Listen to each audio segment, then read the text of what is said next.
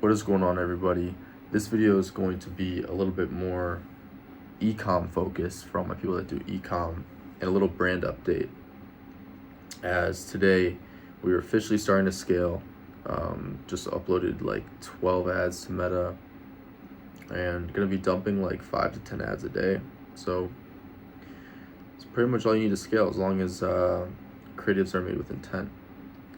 But yeah, we are after a long time with supply chain issues, finally clear to start scaling. So that's another thing I wanted to talk about, is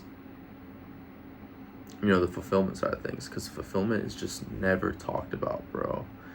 It's really never talked about, like at all. I don't know what's going on here, but yeah, it's just really never talked about. And so it's so important. Like, there's so many people, bro, that I'll talk to that have like done pretty good numbers and they don't even understand payment terms, for example. And it's like, bro, what? Like, how does that even make sense, bro? Like, how does that make, like, I don't get it. So, bro, there needs to be so much more information. But yeah, I guess that's a good one to start off with, is payment terms. If you guys don't know what that is and you're an ecom, then you should definitely listen up. But basically, the whole point is to advance your cash conversion cycle. So it's basically just, you're basically extending the amount of time that you have to pay the cash for, your product. And so, obviously you have to have leverage. You can't be doing 10 orders a day, working with a new supplier, and expect them to do something like this for you. But essentially, you're just having, your supplier act as the bank for you. And, I've seen people get even like net 180, which is crazy, which essentially, if you order inventory, you don't have to pay for it until 180 days after it lands. But most commonly, it's not too hard to get like net 30, net 45 with your supplier. So definitely negotiate with them. If you're trying to scale, obviously that's everything. Like, quite literally can make or break your business. And if they're pushing back on you and they're saying no, then you can always increase COGS, to then increase, your payment terms. There's ways around it, but that is huge. I feel like it's very undervalued and under talked about. Let's see what else. Well, I guess just having a good supplier in general that you build a relationship with, you can do a lot of things that aren't normally done, right? Like, for example, right now, I'm building a brand. My product is custom, but since I've been working with my supplier for a long time and they trust me, I've made multiple POs. They now basically just allow me to drop ship my product, so I don't have to order inventory. And it's like, that is just such a huge advantage that nobody else in the industry will be able to replicate. I have such a huge moat just based off my fulfillment.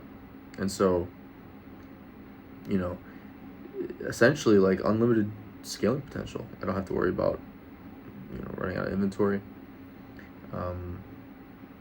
So yeah, it's huge. I mean, obviously shipping times won't be as great unless you order inventory, but for the time being, not at massive scale, it makes sense to go that route. And then once we start getting higher volume, then we go through the 3PL route. But yeah, the store is starting to pick up, and like I said, I have a handful of creators who are making content every day specifically for Facebook. And so really trying to dial in with each of them every single day, ideas, concepts to try, and like really narrowing down the intent for each video with each individual creator. So it does take a lot of time for me to research and, like, really nail down ideas and stuff I want, to be done. Because the creators, if they're left on their own, sure, they're good creators, like they've made hundreds of thousands of dollars on TikTok, but for my product specifically, I've spoken to my customers. I know what they like. I know the words they use, and so I try to talk to my creators and help them understand that. And I think another thing too for all my ecom guys is I think we have to really start using AI a lot less. Like it was so common for me to just try to whip up a script with Claude, and like deep down I knew that like Claude wasn't like always the best, right? Like there's like I was tweaking it, and I would tweak a lot, and it was like, this doesn't really like sound the best. Like I could probably think of better ways to word this in my head, but I was just taking the route of using Claude. And so as of recently, I'm starting to trust my knowledge, because sometimes I forget like how good of a marketer I am and how well I know my product and my avatars.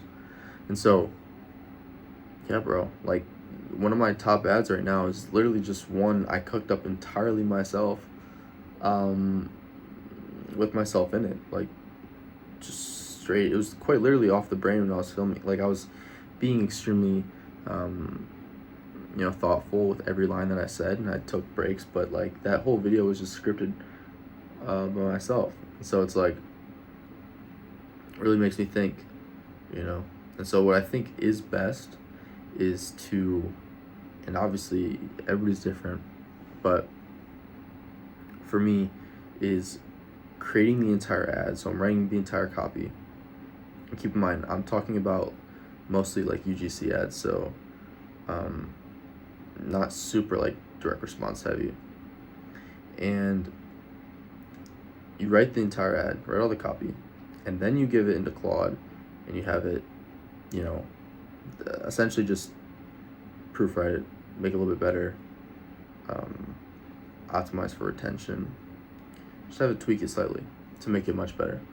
But I don't think that you should give Claude the overall direction and the overall like messaging. I really don't think that's the way to go. I really don't. So yeah, but who knows? My my AI process SOPs could have been flawed, but yeah, those are my thoughts on that. So that's all I got for you guys. It is 1 a.m. I'm pretty exhausted, man. Peptides should be coming in soon, so we're gonna start taking those. And